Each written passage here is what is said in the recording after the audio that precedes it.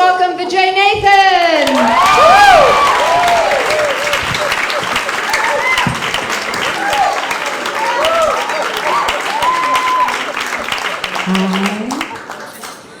So I was raised to get an arranged marriage. Anyone? Okay, just me. Oh, you? Okay, awesome. We will talk later. We will absolutely talk. But I was raised to get an arranged marriage, and I'm really pissed because my parents haven't come through. I'm very angry about that. But my dad made it very, very clear from a very young age. He was like, Vijay, men are animals. You go near them, they go crazy, and then they're gonna do something.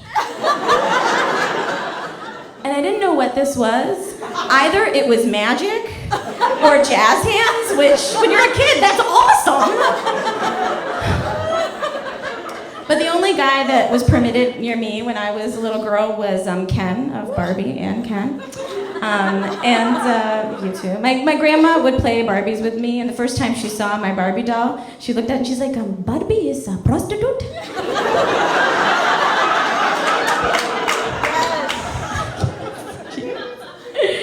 But she was a good sport. Like, you know, I was Barbie and she was Ken, and she would play. And one day I was like, Grandma, I want to marry a man who is exactly like Ken. And she was like, Vijay, no. No. Ken has nothing.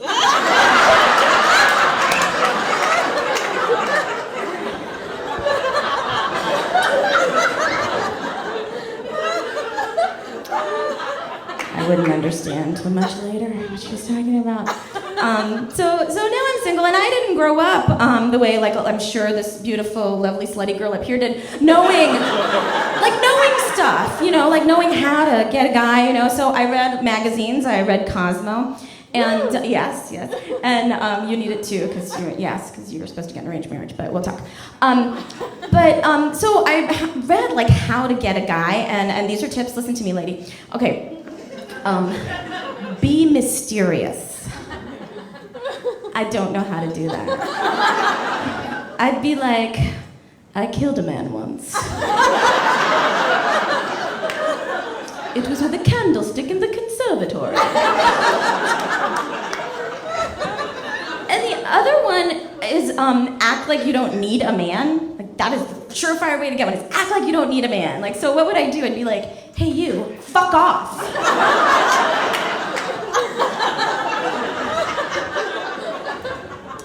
And then there's this eye contact. Are you good with eye contact? You are definitely good with eye contact, because you're so, you know? I mean, because there's this thing, it's actually official. It's called the copulatory gaze. And are you two together? No? Okay, I'm gonna try it on you. What's your name? Tony. Okay, hey Tony. Okay, so I'm gonna try the copulatory gaze on you.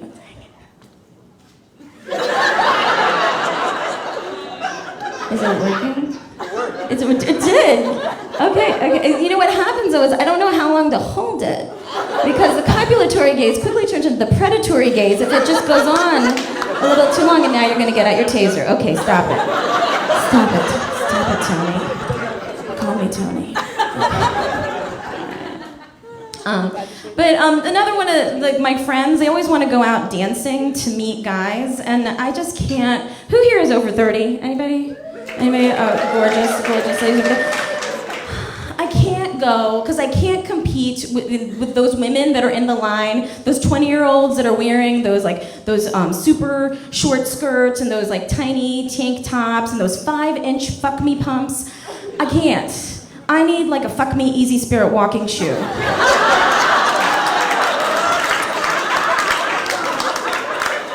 Because now we're gelling.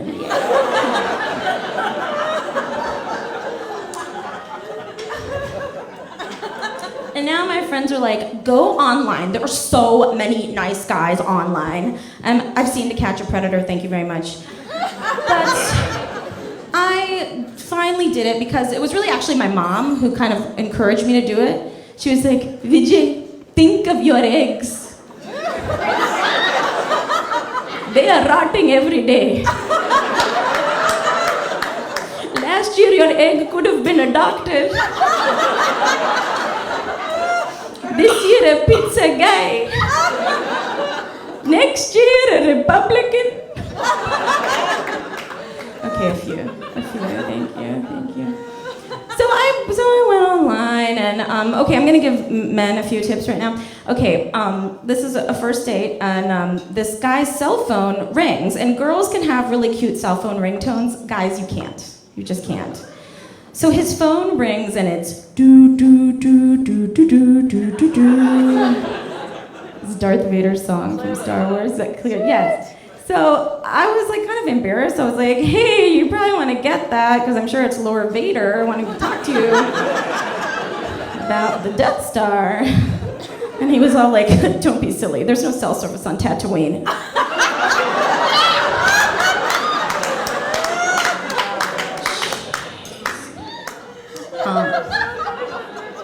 She likes that, thank you.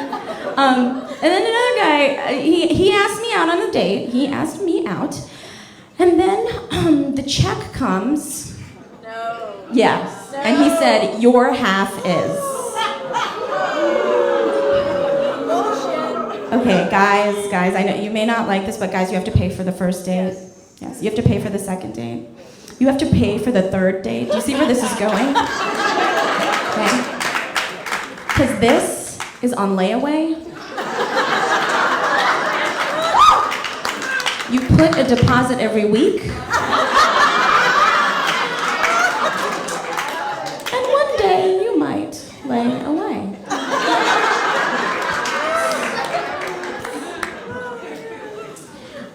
But so I did have a boyfriend, and I was like, so I do like really religiously read Cosmo to gain my knowledge of men and America. So it's like my encyclopedia. So I read that every man's secret desire, back me up guys, is to have something put in their butts during sex. Seriously? His head says no, but your eyes say yes.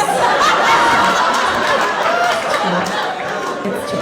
But I mean, see, you're not willing to admit it because it's a secret, even to yourself maybe. So I was like, oh, I'm gonna be a good girlfriend, yeah! You would want a girlfriend like that, right? Okay, so I was like, yes, I'm gonna do this, but I didn't have like the accoutrement that you would have. But I do have a hairbrush, okay? So, yeah, believe me, girl. Okay, so we're like making out, you know, it's getting all like hot and sexy, and then I'm like, and I, you know, and he's like, what the fuck?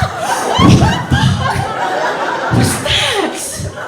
And I'm like, I'm fulfilling your secret desire. And he's like, who told you to put a hairbrush up my ass as being my secret desire? And I felt really bad because I knew I did the wrong thing. I put the bristle end in.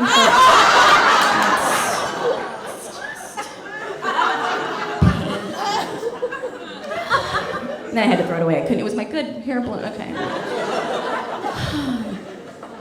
But when I first started doing stand-up, and probably because I try to get a lot of tips on life from magazines and from friends, but probably the best tip I ever got was from my dad, though I didn't know it at the time. But when I first started doing stand-up, and this was like late 90s, there was my talking vagina joke. This is my killer closer joke. And well, now I have to do it because I mentioned it. But so imagine, I'd be like, hey ladies! Wouldn't it be great if you could throw your voice down there during sex?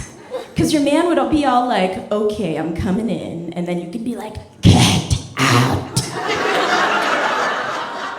And this was my killer joke. And my parents had seen me do this joke thousands of times. You know, my dad thought it was funny. My mom was like, what is she talking about? I don't know. And so my uncle from India was coming. And I decided, I was smart. I was like, you know what? I'm not going to do the talking vagina joke. I'm not going to do it. So I did my set, and afterwards, I'm like, so uncle, what did you think? And he was like, how can a woman talk like this? So dirty. You will never be a success. I am ashamed. And I felt horrible. I told my dad, I'm like, God, uncle thought I was so dirty, and I didn't even do the talking vagina joke. And my dad said, Vijay, you don't change yourself for nobody. If everybody wants vagina, you give them vagina. Thanks a lot. My name's Vijay. Thank you.